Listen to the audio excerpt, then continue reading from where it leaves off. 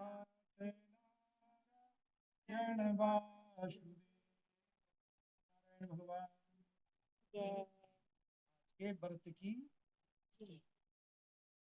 आश्विन मास करवा चौथ जिसको कहते हैं, करवा माने सामने रखे है जी।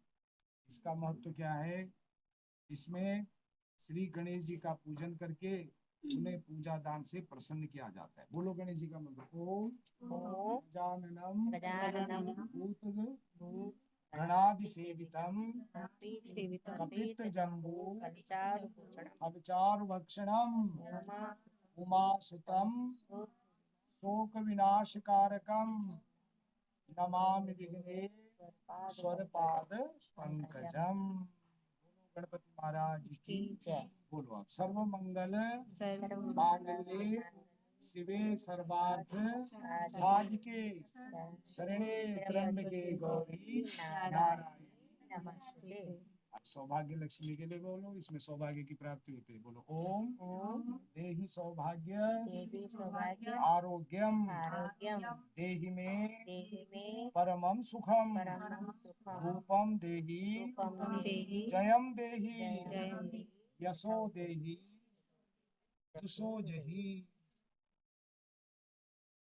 बोल करवा मैया की कहते हैं कि गणेश जी का पूजन या उनका ध्यान करके इसमें गेहूं का करुआ भर के पूजन किया जाता है। आप देखो अलग अलग परंपरा है ना। हम कोई जल का भरते हैं, कोई गेहूं का भरता है। आपने किसके भरे हैं? जल के भरे ना। अपने अपनी परंपरा है, तो इसमें भेद नहीं करना चाहिए। इसमें व्रत का विधान है। भगवान की यहाँ पर स्मरण किया जाता है कि भाई हमारे पति की लंबी आयु हो, हम सदा सुहागवती रहें, इस प्रकार से किया जाता है। और भगवान का चिंतन किया जाता है, क्योंकि सब कुछ सारी गाड़ी किसके हाथ में है? भगवान की। अपने सोचे से कुछ नहीं होता, जो भगवान सोचते हैं वही होगा, है ना। अब हम सोचते तो क्या क्या है, परंतु होता सारा नहीं। इसलिए कहा गया है कि इसमें क्या है, गेहूं का करुआ भर के पूजन किया जाता है। और विवाहित लड़कियों के यहाँ चीनी के करुए पीहर में भेजे जाते हैं। अलग अलग परंपरा है। हमारे गढ़वाल में तो कोई करवा चौथ पहले करता नहीं था भाई। हमारे टाइम हम जब छोटे थे, है ना, वही गोबर के कपड़े होते थे, घास पात लाते थे। व्रत का कोई समय किसी को पता भी नहीं था, है ना। तो इसलिए अब हम जैसे जैसे दुनिया शिक्षित हो रही है तो परंपराएं भी बहुत ज्यादा बढ़ती जा रही है इस प्रकार से। तथा इसमें निम्नलिखित कहानी सुनकर चंद्रोदय में अर्घ्य दे करके व्रत खोला जाता है। ये तो व्रत का विधान है। तो कथा आती है कि एक साहूकार था, उसके 7 बेटे थे और एक बेटी थी। वह सातों भाइयों की प्यारी बहन थी। एक साथ ही बैठकर खाना खाते थे। एक दिन कार्तिक की चौथ आई तो उसकी बहन ने करवा चौथ का व्रत रखा।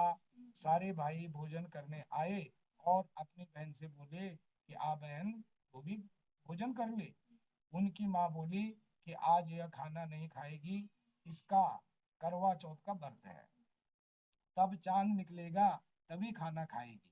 तो इसके भाइयों ने छल कपट से जंगल में आग जलाकर छलनी में से चांद दिखा दिया तो वह अपनी भाभीियों से बोली कि चलो भाभी, चांद निकल आया है, अगर अर्घ दे दो चांद को। तो उसकी भाभी बोली कि ये तो तेरा चांद निकला है, हमारा तो रात को निकलेगा। यह सुनकर भाइयों के कहने से उसने चांद को अर्घ दे दिया और खाने बैठ गई। पहला टुकड़ा तोड़ा तो बाल निकला। देखो कितना यहाँ पर कथा में आता है ना, तो भोजन में कभी भी बाल नहीं आना चाहिए, वो सारा बताया अपवित्र हो जाता है भोजन। तो क्या निकला? बाल निकला। अब शगुन माना जाता है। तो दूसरा टुकड़ा तोड़ा तो छींक मारी। और तीसरा टुकड़ा तोड़ा तो राजा के घर से बुलावा आ गया कि राजा का लड़का बीमार है, जल्दी भेजो। तो माँ ने लड़की के पहनने के लिए 3 बार संदूक खोला तो तीनों बार सफेद कपड़े निकले। तो अब उसको सफेद कपड़े पहना कर ही ससुराल भेज दिया। और माँ ने लड़की के पल्ले में एक सोने का सिक्का बांध दिया और बोली कि रास्ते में जो मिले पैर पड़ती जाइयो, जो तुझे सुहाग की आशीष दे उसे सोने का सिक्का दे देना और पल्ले को गांठ लगा लेना। अब उसे रास्ते में जो कोई भी मिला उसके पैर पड़ी, पर किसी ने भी सुहाग की आशीष नहीं दी। तब वह ससुराल में आई तो दरवाजे पर छोटी ननद खड़ी थी और वह उसके पैर पड़ी तो बोली कि सीली हो, सपूती हो, 7 बेटों की माँ हो, मेरे भाई को सुख देखकर। अब उसने सोने का सिक्का ननद को देकर के पल्ले की गांठ मार ली। इसके बाद वह अंदर आई, आकर देखा कि उसका पति मरा पड़ा है। वह अब उसे लेकर एक कोठरी में पड़ी रही। 1 साल तक उसकी सेवा करी और उसकी सास बांदी के हाथ बची खुची रोटी भेज देती। इस प्रकार उसने अपने पति की सेवा करते करते 1 साल हो गया। करवा चौथ का व्रत आया।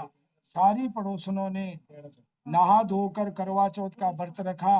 सबने सिर धोकर के हाथों में मेहंदी लगाई, चूड़ियां पहनी। वह सब देखती रह गई। एक पड़ोसन बोली कि तू भी करवा चौथ का व्रत कर ले। तब वह बोली कि मैं कैसे करूं? तो बोली कि चौथ माता की कृपा से सब ठीक हो जाएगा। उसके कहने से उसने भी व्रत रखा। थोड़ी देर के बाद करवे बेचने वाली आई। करवे ले लो री कह के, भाइयों की प्यारी करवे ले लो। ऐ ये करवे वाली, मेरे को भी करवे दे जा। यह कहने लगी, मेरी दूसरी बहन आएगी, वो मेरे को भी करवे देगी। दूसरी आई, करवे ले लो, तो भाइयों की प्यारी करवे ले लो।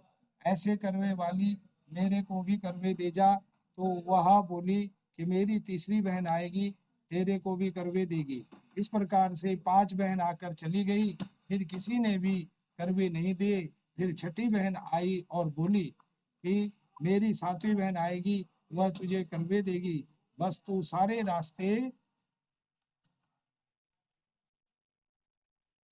रास्ते में कांटे बिखेर कर रख देना। वह जब खूब चिल्लाती हुई आएगी तो उसके पैर में कांटे चुभ जाएंगे। तब तू सुई लेकर के बैठ जाना और उसका पैर पकड़कर छोड़ना मत, और उसके पैर का कांटा निकाल देना, तो वह तेरे को आशीर्वाद देगी। भाई जियो, साईं जियो। जब वह मुझे आशीर्वाद देगी तो तुम उसके करवे मांग लेना, तब वह मुझसे करवे दे करके जाएगी। फिर तू उजमन करना, जिससे तेरा पति अच्छा हो जाएगा। तब उसने वैसे ही किया। सारे रास्ते में कांटे बिखेर दिए। जब वे करवे लेकर के खूब चिल्लाती हुई आई तो उसके पैर में कांटा चुभ गया। उसने उसका पैर पकड़कर छोड़ा नहीं और उसके उसका कांटा निकाल दिया। तो उसने आशीर्वाद दिया कि तब वह बोली कि जब तूने मुझे आशीर्वाद दिया है तो करवे भी दे करके जा। तो बोली कि तूने जो मुझे ठग लिया है, यह कहकर उसने करवे दे दिए। तब करवे लेकर के उसने उजमन की तैयारी की, व्रत रखा।